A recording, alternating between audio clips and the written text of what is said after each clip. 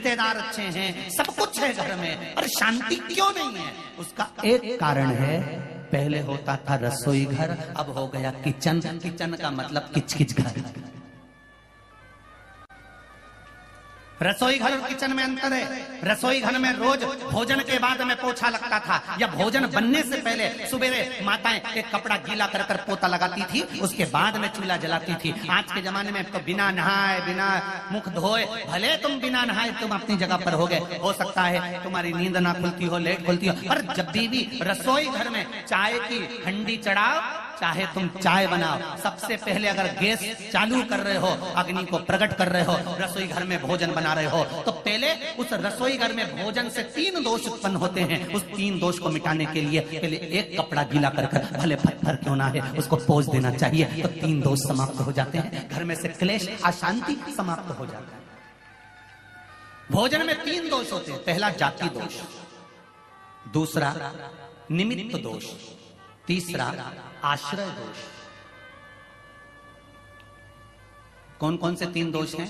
पहला जाति दोष, दूसरा निमित्त दोष और तीसरा आश्रय दोष।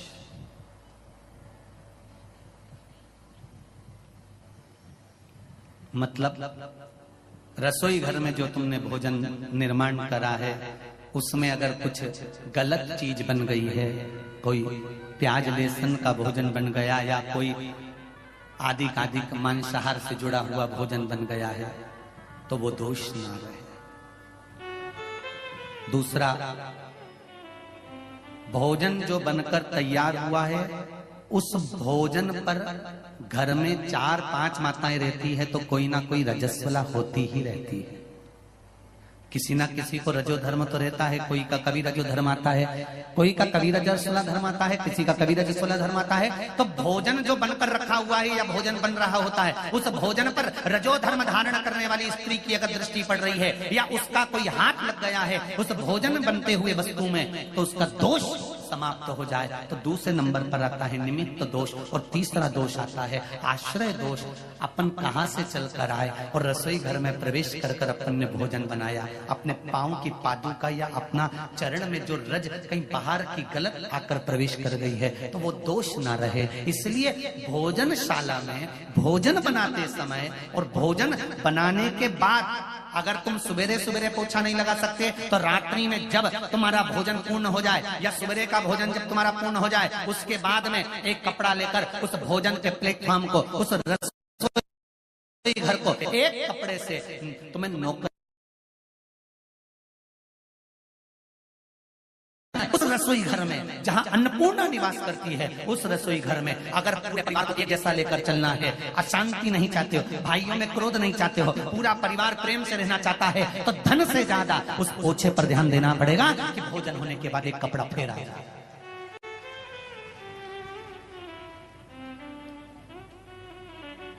और यदि आपने रात को पोछा नहीं लगाया है, तो सुबह रसोई घर चालू करने से पहले पोछा फेरो। 3 दोष से निजात होना चाहिए, 3 दोष मिटना चाहिए। वो दोष समाप्त होगा, और समाप्त होगा तब भोजन का जो निर्माण होगा उसमें एक सुख प्राप्त होगा, एक सुख।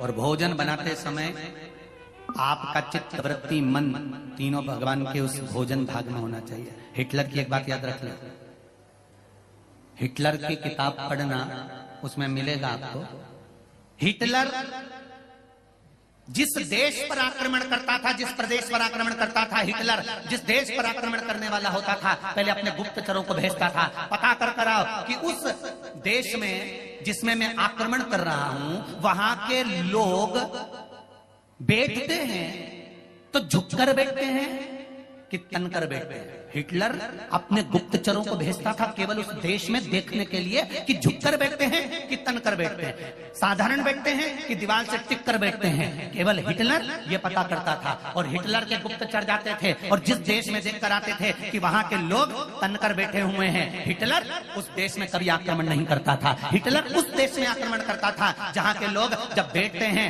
तो कंधे को झुका देते हैं, नब जाते हैं या दीवार से टिक जाते हैं। हिटलर समझ जाता था जब इनकी रीढ़ की हड्डी मजबूत नहीं है तो देश भी मजबूत नहीं है। और हिटलर आक्रमण कर देता है।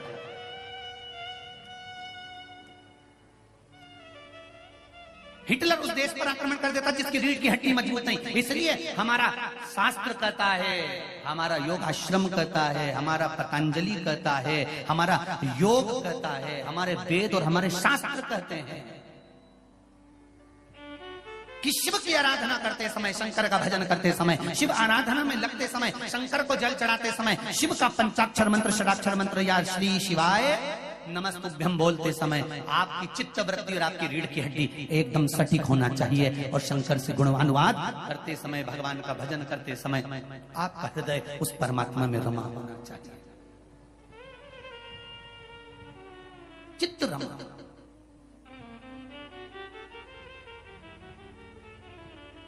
मजबूत करो अपने भजन को। ओम नमः शिवाय। ओम नमः शिवाय। ओम नमः शिवाय। आप अपना कर्म करते जाओ, आप भगवान का भजन करते जाओ, आप स्मरण करते जाओ, आगे उसकी मर्जी। वो क्या देता है महाराज उसको मालूम है। जितना जिसके भाग्य में होता